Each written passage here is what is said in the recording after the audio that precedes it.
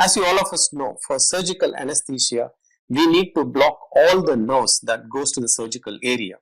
So from the innervation, what we have looked so far, both the lumbar and the sacral plexus has to be blocked for surgical anesthesia. But when it comes to analgesia of the hip, even if you block any one of the nerves, it is going to offer some amount of analgesia.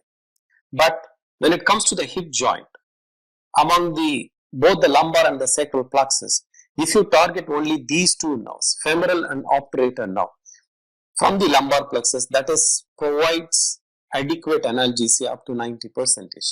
That is really great, because both from the sacral and the lumbar plexus, we have about 10 to 15 nerves. But if you target only the obturator and femoral, these two nerves itself provides up to 80 to 90% of the hip analgesia. That is really great.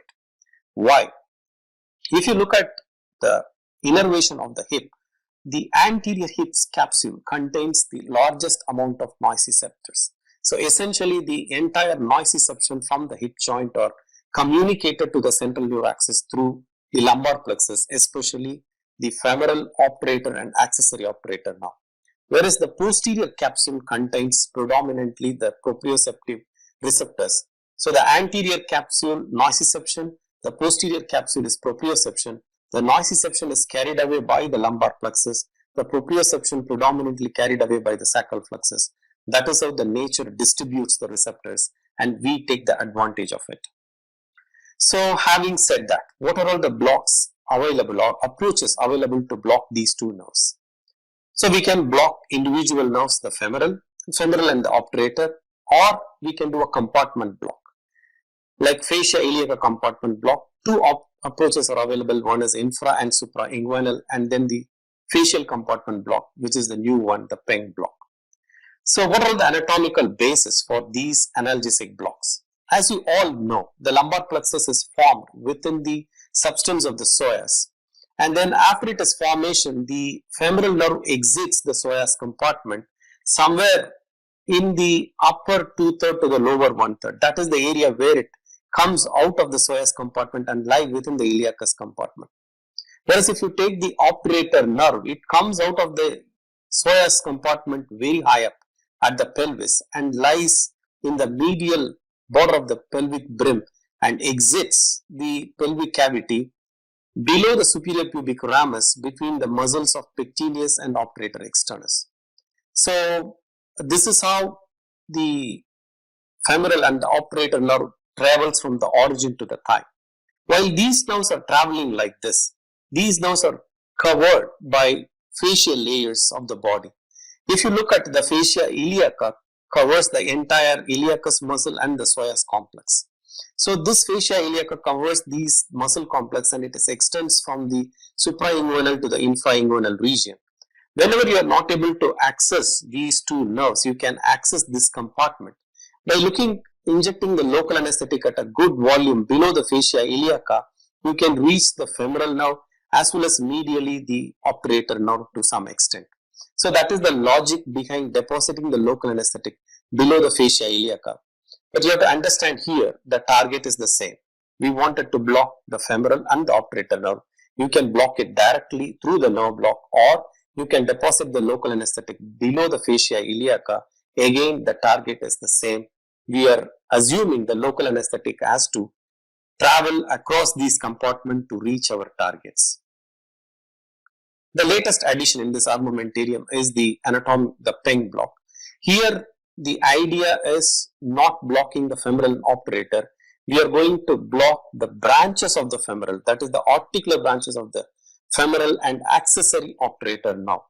So because we are targeting selectively the articular branches, these are all known as muscle sparing site-specific hip analgesia.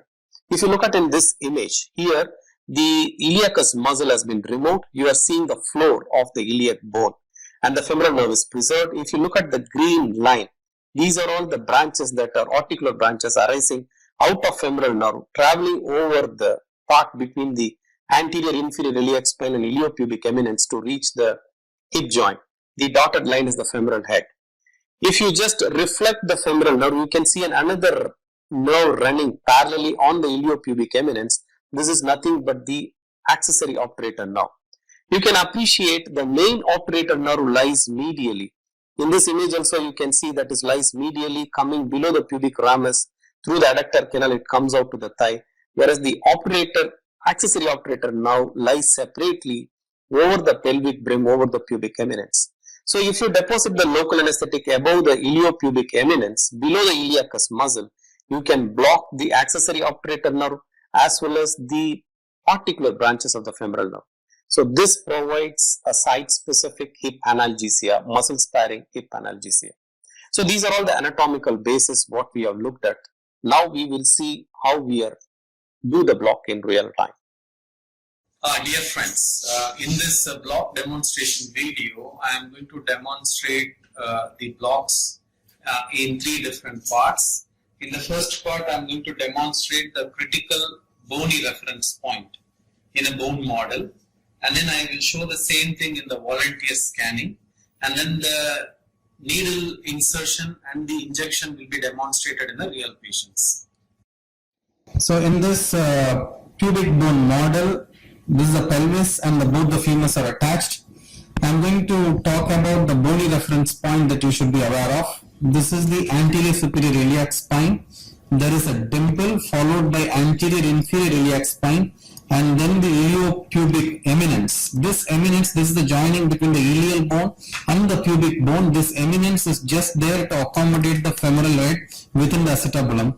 And then this iliopubic eminence leads to the superior pubic ramus and it ends up into the medial pubic tubercle. So anterior superior iliac spine, anterior inferior iliac spine, iliopubic eminence, pubic ramus, pubic tubercle. So these are all the bony architecture that you are going to see in the volunteer scan. And then just below the iliopubic eminence, if the probe comes, you can see the femoral head below the iliopubic eminence. If the probe goes up, you will see the iliopubic eminence superiorly.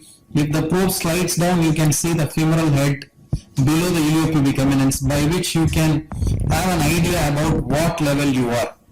So there are 2 muscles which we have to aware. That is, one is the iliopsoas muscle. The iliacus muscle originates from the ilium and attaches to the lesser trochanter. Then the psoas comes from the lumbar spine, attaches to the lesser trochanter. These 2 muscles are lateral to the iliacus vessels, iliacus artery, vein, or femoral artery and vein. The moment you go on to the medial side, you will see the pectineus muscle originates from the superior pubic ramus. So anterior superior iliac spine, anterior inferior iliac spine, iliopubic eminence, pubic ramus, pubic tubercle. Lateral to the iliacus vessels, iliopsoas muscle. Medial to the iliacus vessels, the pectineus muscle.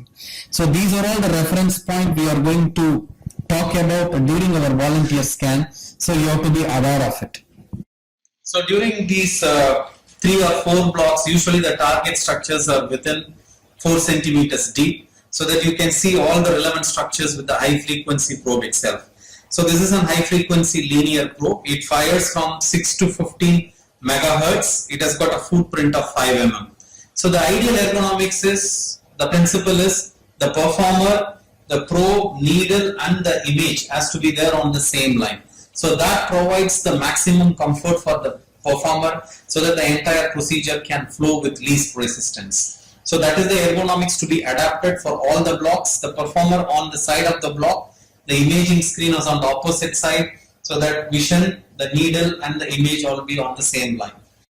So this is the surface landmark for our blocks. This is an anterior superior iliac spine. So I made a mark for anterior superior iliac spine, and this is the pubic tubercle.